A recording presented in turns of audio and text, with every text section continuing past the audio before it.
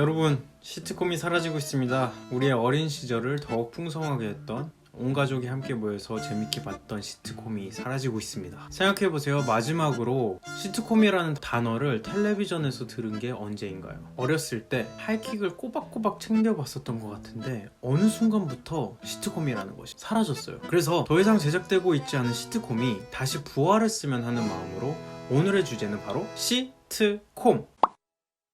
안녕하세요. 랜선 맨션 101호 서먼의 작업실입니다. 제가 며칠 전에 안녕 프란체스카를 봤거든요.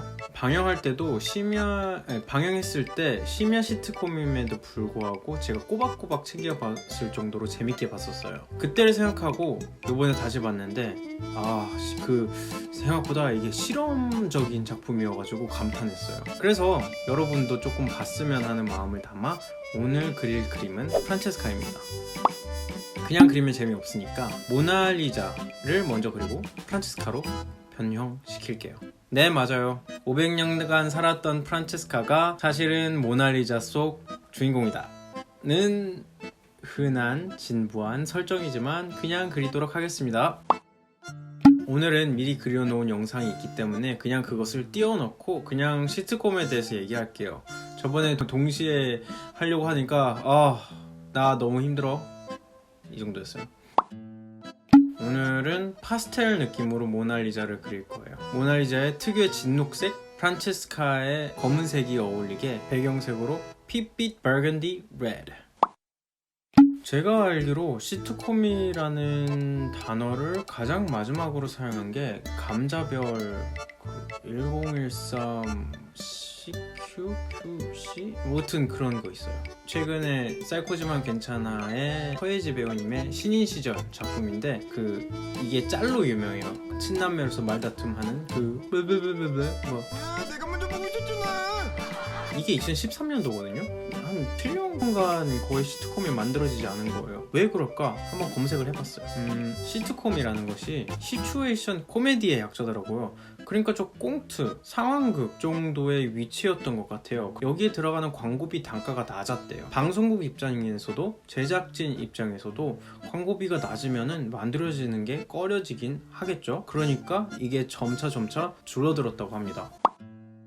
이런 경제적인 이유 말고도 내부적인 요인도 있다고 해요. 예능국에서 만든 드라마가 시트콤이라고 불렸거든요. 그러다 보니까 방송국의 드라마국에서 만든 드라마가 시트콤으로 불려지길 꺼려졌다는 거예요. 초미니 드라마 이런 식으로 이름 붙여진 게 사실은 시트콤의 장르가 아니라 다른 장르다라는 것을 부각하기 위해서 그렇게 된 거라고 해요. 무튼 이런저런 이유로 한국 안에서는 시트콤이 더 이상 만들어지지 않게 됩니다. 참 안타까운 현실입니다. 오늘 저는 조금 안타까운 마음에 다시 보면 재밌을 시트콤 몇 개 가져왔습니다. 한국 작품도 있고 외국 작품도 있으니까 채널 돌리지 마시고 기다려주세요. 가장 먼저 추천하고 싶은 작품은 안녕 프란체스카예요. 여기 그림도 그리고 있죠. 개그도 재밌었지만 사실 저는 여기에 감동적인 부분이 있어서 재밌었어요. 더욱 부각됐다고 해야 될까? 이거 내용 자체가 아웃사이더들이 생존하기 위한 내용이잖아요. 근데 그 생존하려는 장소도 하필 가장 부촌 한남동과 성북동에서 가장 찢어지게 가난한 가족이 살아남으려는 거기 때문에 굉장히 아이러니한데 이걸 개그적으로 푼 게 정말 재밌었고, 주류가 아닌 비주류의 삶을 보여주다 보니까 사회적 문제도 엄청 많이 다루게 돼요. 그래서 그런지 백상예술 시상식에서 예능 작품상을 받은 것 같아요. 뿐만 아니라 다양한 연출 시도를 하거든요. 가장 인상 깊었던 거는 연기가 안 되는 두 디자이너 캐스팅한 것, 연기력 부족에 대해서 불평하는 것을 드라마에서 제작진하고 스태프진하고 국장까지 나와가지고 직접적으로 얘기를 해요. 어찌 보면 데드풀보다 먼저 제4의 벽을 허문 그런 코미디인 거죠. 근데 이런 것들을 한번 유심히 보면서 다시 보면 재밌을 것 같아서 추천 받습니다. 다음 콘텐츠는 조금 민망하긴 하지만 뱀파이어 아이돌 추천합니다. 추천한 이유는 하나예요. 신인 시절에 지금 유명한 배우들을 볼 수 있기 때문이에요.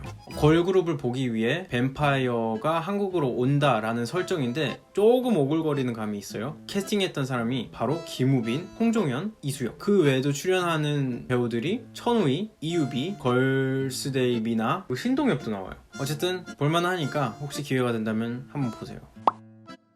하이킥이라든지 논스톱이라든지 제가 다시 보면 재밌는 시트콤도 있지만 너무 유명하다 보니까 설명은 생략하고 외국 시트콤들을 추천할까 합니다. 제가 한국 거보다 외국 시트콤을 더 많이 봤어요. 그래서 그 중에서 재밌는 거, 유명한 거 좀 제외하고 안 봤을 법한 거 몇 개 가져왔습니다. 첫 번째로 제가 외국 콘텐츠 중에서 추천하는 것은 커뮤니티예요. 혹시 차일드시 감비노라는 가수 아나요? 네, 이 작품에서 저는 이 차일드시 감비노, 도널드 글로버를 처음 봤고, 그리고 또 발견하게 된 배우가 바로 켄정이에요. 여기에서 이들이 연기하는 캐릭터는 물론 나머지 캐릭터도 굉장히 매력적이고 굉장히 재밌어요. 기존의 영화 패러디 인물들이 엄청 많이 나오기 때문에 그런 것도 찾아보는 재미가 있어서 추천합니다.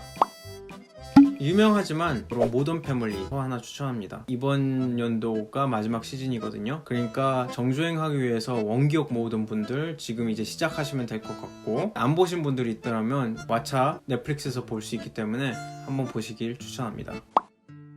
살짝 언급하고 싶은 시트콤 3개가 있습니다. 브루클린 99, 김신의 편의점, 마스터 오브 제로 3개 추천합니다.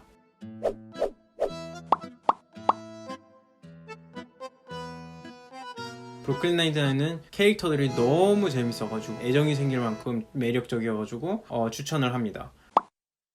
김신의 편의점은 캐나다에 간 한국 이민자들에 대한 내용인데 한국에 사는 한국인들하고 한국 이민자들하고 다른 점과 같은 점, 공감되는 것들, 그리고 신선한 것들, 그런 것들을 볼 수 있어서 재밌습니다. 마스터 오브 제로 같은 경우는 할리우드에서 있을 법하지 않은 캐스팅이에요. 남자 주인공이 인도인인데 뉴요커에 관한 내용이고, 각 화마다 연출이 굉장히 재밌어요. 그래서 보는 재미가 있기 때문에 추천합니다. 사실 해외에서는 시트콤이 대세예요. 한국에서 그런 느낌으로 몇 개 만들면은 괜찮지 않을까 생각을 합니다. 이렇게 설명하고 말하는 와중에 프란체스카가 완성됐습니다. 모나리자, 이거는 프란체스카. 힘드네요. 어찌됐든 오늘 시트콤에 대해서 얘기를 나눴는데 왓챠 가입자들은 안녕 프란체스카 정말 추천합니다. 한번 보시고 제가 얘기했던 거 생각하시면 보면은 재밌을 것 같아요. 한국 드라마가 주목을 많이 받고 있잖아요. 또 한국형 시트콤을 만들어서 주목받고 있을 때 또 해외에 한국 시트콤을 소개할 수 있는 기회가 될 수 있으면 하는 마음을 남기고 오늘은 이만 마치도록 하겠습니다. 안녕! 컷!